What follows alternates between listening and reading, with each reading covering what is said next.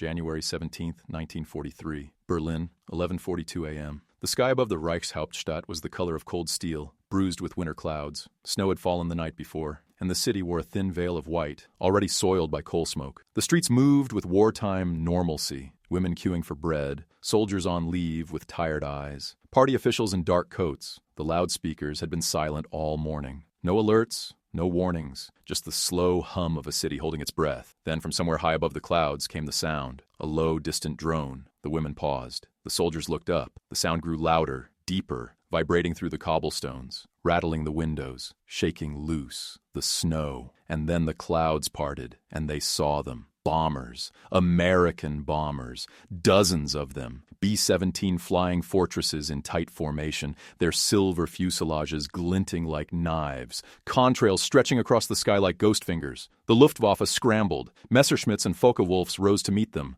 pilots who had conquered the skies over a dozen nations. They had done this before. They would do it again. But what they encountered that day was something they had never imagined. This is the story of the secret weapon that changed the air war over Germany forever. January 17, 1943, Berlin, 11:42 a.m. The sky above the Reichshauptstadt was the color of cold steel, bruised with winter clouds that hung low and heavy over the rooftops of the Wilhelmstrasse. Snow had fallen the night before, and the city wore a thin veil of white, delicate, temporary, already soiled by the coal smoke that curled from 1,000 chimneys. In the distance, the bronze victory column stood like a forgotten sentinel, its wings frosted over, its gaze fixed on nothing. The streets below moved with the rhythm of wartime normalcy, women in headscarves queuing for bread, party officials in dark coats stepping briskly past shuttered storefronts, and soldiers on leave wandering the boulevards with tired eyes and hollow cheeks. The loudspeakers had been silent all morning. No alerts, no warnings, just the slow hum of a city holding its breath. Then, from somewhere high above the clouds, came the sound. It was faint at first, a low, distant drone, like the groan of some great iron beast stirring in its sleep. The women in the bread line paused. The soldiers looked up. The party officials stopped mid-step, their breath fogging in the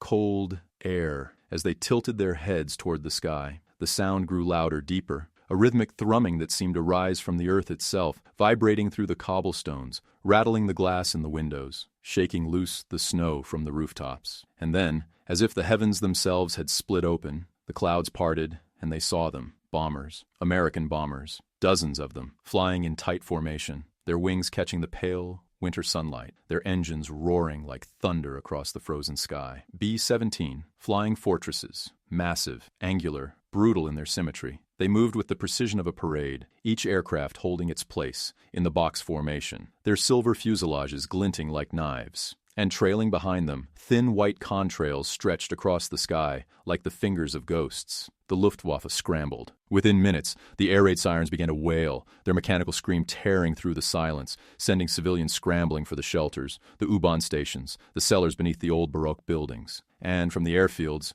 ringing the city, Tempelhof, Staaken, Jüterbog, the fighters rose to meet them. Messerschmitt Bf-109s, Focke-Wulf Fu-190s, some of the finest aircraft in the world, piloted by men who had flown over Poland, France, Britain, Russia, men who had seen the sky over a dozen nations and claimed it as their own. They climbed fast, engines screaming, wings banking hard as they vectored toward the bomber stream. They had trained for this, drilled for this. They knew the tactics, the angles of attack, the vulnerable points in the American formations. They had done this before. They would do it again. But what they encountered that day above Berlin was something they had never imagined. To understand what happened in the skies over Berlin on that January morning, one must first understand the state of aerial warfare in the winter of 1943. The strategic bombing campaign against Nazi Germany was still in its infancy, and the toll it exacted from the attackers was staggering. The United States 8th Air Force, stationed in England, had begun daylight precision bombing raids over occupied Europe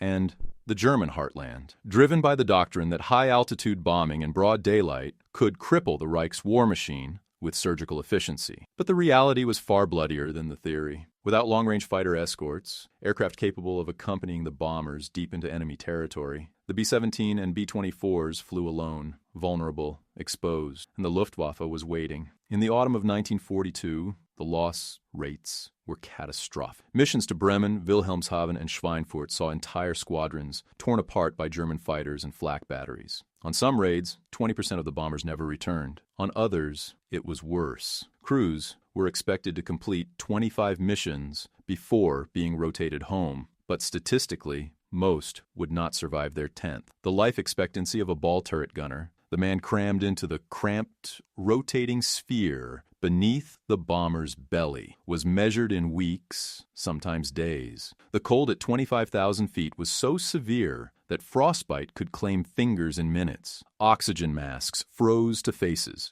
Blood froze in wounds. And all the while, the German fighters came, swarming, relentless, deadly. The Luftwaffe pilots knew the bombers well. They had studied them, dissected them, learned their weaknesses. They knew that the B-17, for all its defensive armament, 13.50 caliber machine guns bristling from nose, tail, waist, dorsal, ventral, and cheek positions, had blind spots, angles of approach where the guns could not reach. The head-on attack, diving from 12 o'clock high, was a favorite tactic. The German fighters would climb above the formation, flip into a steep dive, and scream toward the bombers' noses at closing speeds of over 500 miles per hour, cannons blazing. It took nerves of steel, split-second timing, and absolute precision. But it worked. Time and again, it worked. Bombers would shudder under the impact of 20-millimeter cannon shells, their windshields shattering, their pilots slumping forward in their seats, their aircraft nosing over into death spirals. Other times, the fighters would attack from below, exploiting the ball turret's limited field of fire, raking the bombers' bellies with machine gun fire, igniting fuel tanks, severing control cable. The sky above Germany was a killing field, and the German pilots moved through it with the confidence of men who owned it. And then,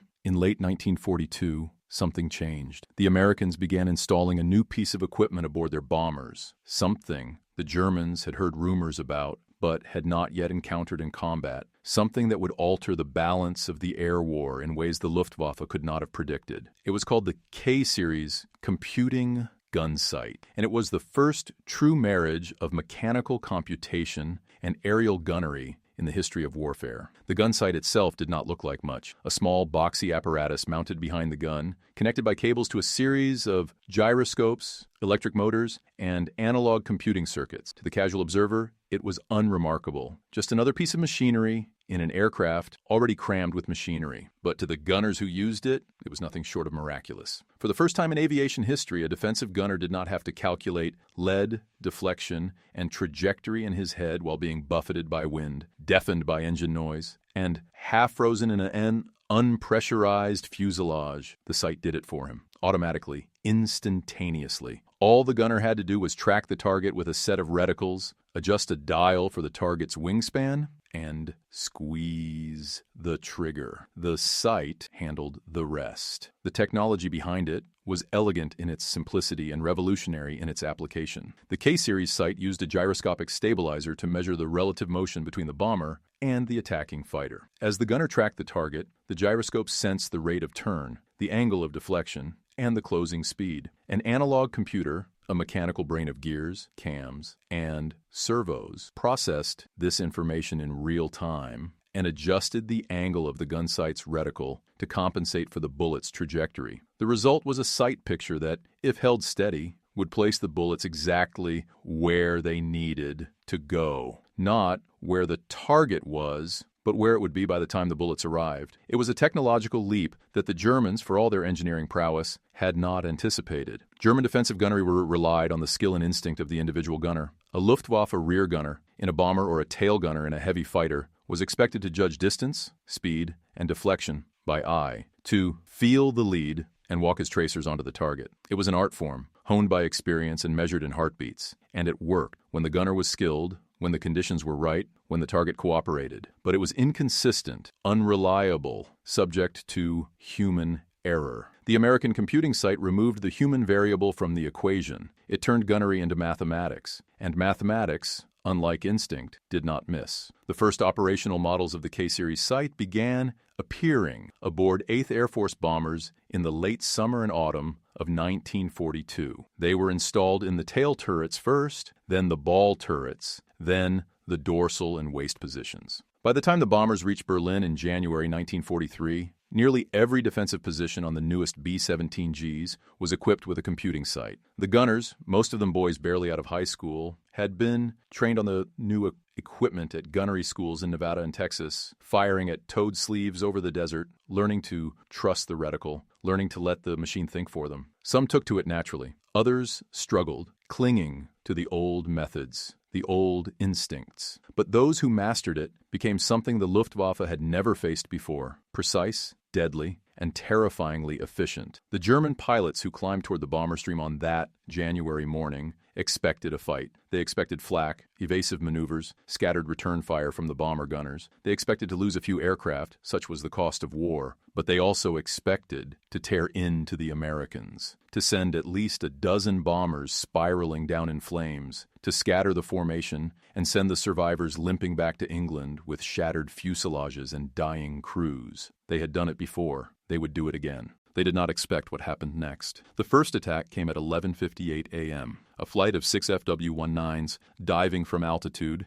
engines screaming, cannons charged. They came in fast, head-on, closing at over 400 miles per hour. The bomber crews saw them coming. Black specks against the pale sky, growing larger with every second, their wings flickering with muzzle flashes. The gunners swung their turrets toward the oncoming fighters, their computing sights tracking the targets, the reticles glowing faintly in the dim light of the fuselage. They adjusted the wingspan dials, 34 feet for the FW-190, and began to fire. The effect was immediate and devastating. The streams of .50 caliber tracers did not spray wildly across the sky, as the German pilots were accustomed to. They converged. With surgical precision, they lanced through the air, each burst timed and angled to intersect the fighter's flight path at exactly the right moment. The lead FW-190 took a burst through its engine cowling. Smoke erupted from the cylinder heads, thick and black, trailing behind the aircraft as it rolled away, its pilot fighting for control. The second fighter took hits in the wing root, shearing off a section of its aileron. It snapped into a violent spin,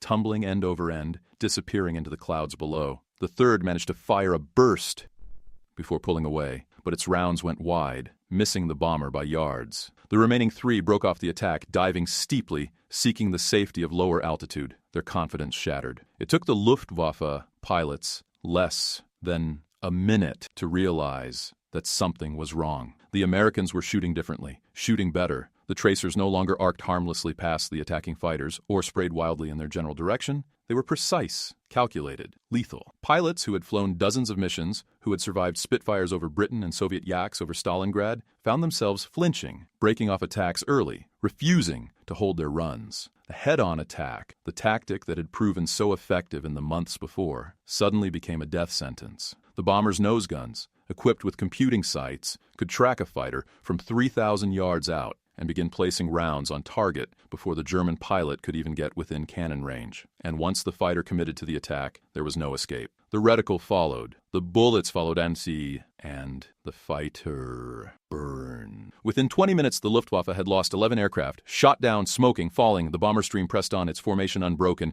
its engines roaring in defiance. The German pilots regrouped, tried different tactics: beam attacks, stern attacks, slashing runs from below. But every approach was met with the same withering, accurate fire. The ball turret gunners, suspended beneath the bombers in their cramped glass spheres, tracked the fighters with mechanical precision, their computing sights adjusting for altitude, speed, and angle. The dorsal turret gunners swiveled their twin .5s with smooth practice movements, their reticles locked onto the enemy, their fingers steady on the triggers. And the tail gunners, those lone sentinels at the rear of the aircraft, often the first to die, now had a fighting chance. They could see the enemy coming, could track them through the sight, and could fire with confidence that their bullets would find their mark. The Germans, for the first time, began to feel fear. There is a report, buried in the archives of the Luftwaffe's Jagdka der Unde, written by a young pilot named Oberleutnant Klaus Hartmann. He had flown 73 combat missions by January 1943, had claimed 18 kills, and wore the Iron Cross Second Class on his tunic. He was 24 years old. He would not live to see his 25th birthday. But before he died, shot down over Hamburg in March of that year, he wrote a letter to his brother, a panzer officer stationed in North Africa. In it, he described the mission over Berlin. His words, translated from the German, are stark and unadorned. "We attacked them as we always have, from the sun, from altitude. We dove fast, fired, and pulled away. But this time they were waiting, not in the way men wait, with trembling hands and wild shots. They were waiting like machines. Their tracers did not chase us. They met us. It was as if they knew where we would be before we did. Hans was hit in the first pass. His aircraft came apart. I saw the wings fold, saw the fuselage tumble. I pulled away, climbed, tried again. This time I came from below. I thought I had the angle. I thought I was safe. But the ball turret tracked me. I saw the guns swivel. I saw the muzzle flash, and then my canopy shattered. I do not know how I made it back. I do not know why I am alive. But I know this.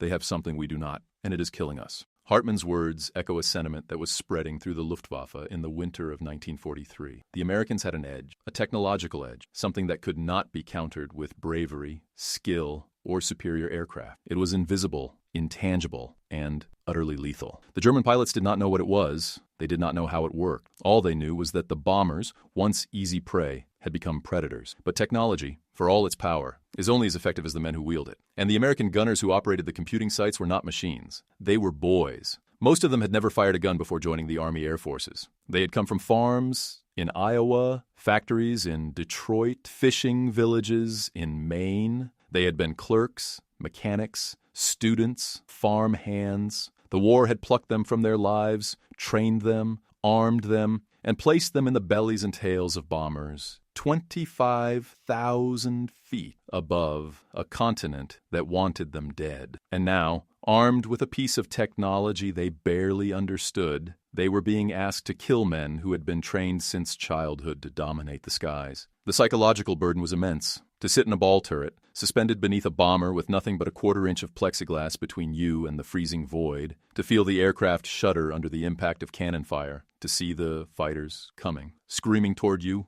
with their wings ablaze, their noses flashing death, and to force yourself to remain calm, to track the target, to trust the sight, to squeeze the trigger and watch the tracers reach out and find their mark. It required a kind of courage that few possess. And yet, mission after mission, the American gunners did exactly that. They climbed into their turrets, powered up their sights, and went to war. One such gunner was a 19-year-old staff sergeant named Eugene Miller, a ball turret gunner aboard a B-17 named Miss Daisy. Miller had grown up in rural Nebraska, the son of a wheat farmer. He had never seen an airplane up close until the day he enlisted. By January 1943, he had flown 12 missions over Germany. His squadron had lost 32 aircraft in those 12 missions, 32 bombers, 320 men, dead, captured, or missing. Miller had watched them go down, had seen the wings snap off, the fuselages explode, the parachutes bloom like white flowers against the burning sky. And every time he had climbed back into his turret, closed the hatch, and gone up again. In a letter home to his mother, dated January 24th, 1943, 1 week after the Berlin raid, Miller wrote the following: "Mama,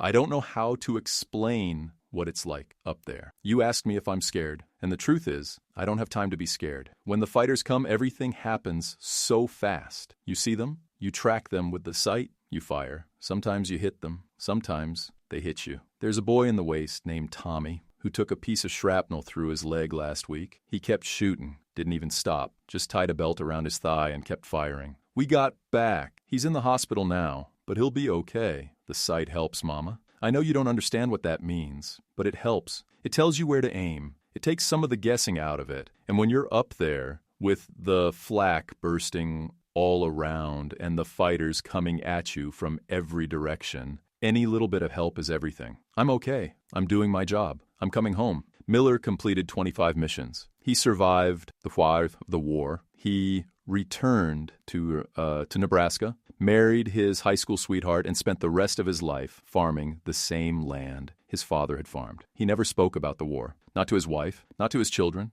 not to anyone. But in the attic of his farmhouse, after he died in 1987, his family found a worn leather journal. Inside were detailed notes from every mission he had flown, dates, targets, aircraft lost, fighters engaged, kills claimed, and on the final page, written in faded pencil, was a single sentence: "The sight saved my life. The computing gun sight was not a panacea. It could not stop cannon shells from tearing through aluminum fuselages. It could not prevent flak from shredding wings or severing control cables. It could not protect the bombers from the brutal mathematics of attrition, the cold calculus that said, no matter how good the defenses, some aircraft would always be lost. But it changed the odds. It tilted the balance. Before the computing site, German fighters could press their attacks with relative impunity, knowing that the chances of being hit by defensive fire were slim. After the computing site, every attack became a gamble. Every pass became a roll of the dice. And the German pilots, who had grown accustomed to hunting the bombers like wolves among sheep, suddenly found themselves the hunted. The psychological impact on the Luftwaffe was profound. Morale, already strained by the demands of a multi-front war, began to crack. Replacement pilots, young men with fewer than 100 hours of flight time, were thrown into combat against formations of bombers that could shoot them down before they ever fired a shot. The veterans, the aces, the men who had survived years of air combat grew cautious. They avoided the formations, they waited for stragglers, they conserved their ammunition and their lives, and slowly, inexorably, the Luftwaffe's grip on the skies over Germany began to weaken. By the spring of 1943, the loss rates among Luftwaffe day fighters had doubled. By summer, they had tripled, and by the time the long-range P-51 Mustang escorts arrived in late 1943, the Luftwaffe was already bleeding out. The computing gun sight was not the only factor. Improved tactics, increased bomber production, and the arrival of fighter escorts all played critical roles. But it was one of the first technological advantages that gave the Americans a fighting chance in the skies over the Reich. It was a force multiplier, a silent mechanical guardian that allowed 19-year-old farm boys from Nebraska to face down veteran Luftwaffe aces and win. There is a photograph taken in the spring of 1943 at an airfield in East Anglia that captures something essential about the air war over Europe. It shows a group of B-17 gunners standing beside their aircraft, their leather jackets worn and stained, their faces young and hard. In the center of the group stands a sergeant, his hand resting on the barrel of a .50 caliber machine gun. Mounted behind the gun, partially visible, is a K-series computing gun sight. The sergeant is smiling. Not the wide, carefree smile of a boy playing soldier, but the tight, knowing smile of a man who has seen death and survived. Behind him, stenciled on the fuselage of the bomber, are 23 small swastikas, each one representing a German fighter shot down. The caption beneath the photograph reads, "Crew of Lucky Lady, 351st Bomb Group, Polbrook, England, April 1943. The photograph was taken by a war correspondent named Ernie Pyle, who later wrote about the crew in one of his dispatches. Pyle described the sergeant, a man named Robert Bobby Klein, 22 years old, from Cleveland, Ohio, as quiet, competent, and utterly fearless. So Klein had flown 38 missions by the time the photograph was taken. He would fly 47 more before his aircraft was shot down over Stuttgart in September 1943. He bailed out, was captured, and spent the rest of the war in a POW camp. But in that photograph, taken on a cool spring morning in England, he stands beside his gun and his computing site, and he smiles, because he knows something the Luftwaffe is only beginning to understand. The game has changed. The odds have shifted. And for the first time since the bombing campaign began, the American gunners have a fighting chance. The symbolic weight of the computing gun sight extends far beyond its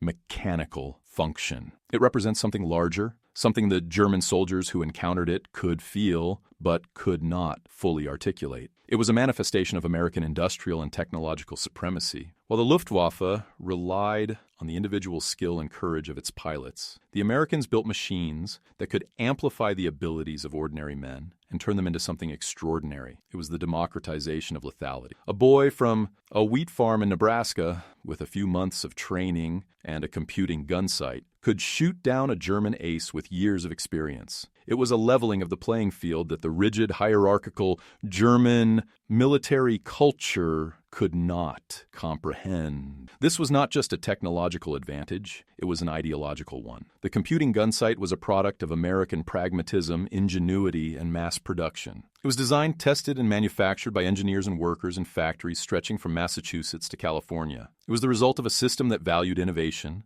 that encouraged experimentation, that could take an idea from the drawing board to the battlefield in a matter of months. The Germans, for all their technical brilliance, were hamstrung by bureaucracy, inter-service rivalry, and a wartime economy that was already stretched to the breaking point. They could not match the pace of American innovation. They could not respond to the computing sight with a similar system of their own. And so they adapted the only way they could, by avoiding the bombers, by shifting tactics, by accepting higher losses, and grimly pressing on. But the damage was done. The psychological wound had been inflicted. The Luftwaffe pilots who survived the winter of 1943 carried with them a new understanding. The Americans had the resources, the technology, and the will to outlast them. The sky, once the domain of the German fighter pilot, was becoming a contested space, and soon it would belong to the enemy. The epilogue of the computing gunsight story is written not in the skies over Berlin, but in the broader arc of the air war itself. By the end of 1943, the tide had turned. The long-range P-51 Mustang escorts arrived, capable of accompanying the bombers all the way to Berlin and back. The Luftwaffe, already weakened by losses, fuel shortages,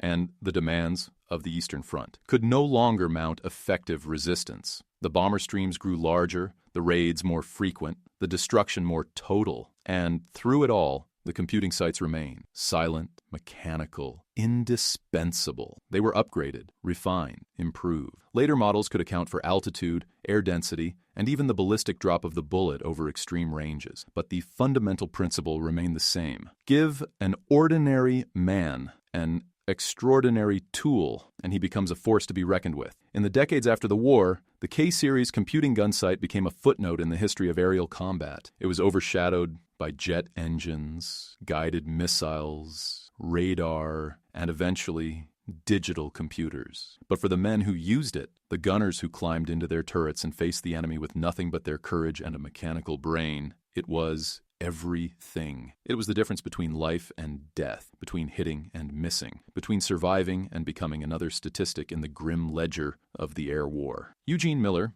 the ball turret gunner from Nebraska, lived to the age of 63. In the final years of his life, he agreed to speak at a local high school about his experiences in the war. He brought with him a battered flight jacket, a pair of fleece-lined gloves, and a photograph of Miss Daisy. He spoke for an hour. He told the students about the cold, the fear, the friends he had lost. And then at the end, one of the students asked him a question. "What was the most important thing you had up there?" Miller paused. He looked down at the photograph in his hands, at the image of the bomber and the crew, and he said, "The sight, the gun sight, it let me do my job. It let me protect my crew, and it let me come home." He died 3 weeks later, quietly, in his sleep. His funeral was attended by 200 people, including a delegation from the 8th Air Force Historical Society. They buried him with full military honors. And on his gravestone, beneath his name and the dates of his birth and death, is a simple inscription: Ball Turret Gunner, 351st Bomb Group. He came home. The sky above Berlin is quiet now. The bombers are gone. The fighters are gone. The sirens, the flak, the smoke, all of it has faded into history. But the story remains. It is a story about technology and courage, about innovation and sacrifice, about the ways in which ordinary men, armed with extraordinary tools, can change the course of a war. The computing gunsight was not a miracle weapon. It did not win the war by itself, but it gave the American gunners a fighting chance. It allowed them to stand against an enemy that had dominated the skies of Europe for years. And in doing so, it became a symbol of something larger. The power of American ingenuity, the strength of democratic industry, and the resilience of the men who flew into the teeth of the storm and refused to turn back. In the end, the Luftwaffe pilots who survived the war remembered the computing site not for what it was, but for what it represented. It was the moment they realized that the tide had turned, that the Americans, with their endless factories and their relentless innovation, had found a way to fight back, that the sky, once theirs, was slipping from their grasp, and that no amount of courage, no amount of skill could stand against an enemy that could turn mathematics into murder and give a farm boy from Nebraska the power to bring down an ace. The bombers burned over Berlin in 1943, but they did not burn alone, and when the smoke cleared, it was the Luftwaffe that lay in ashes.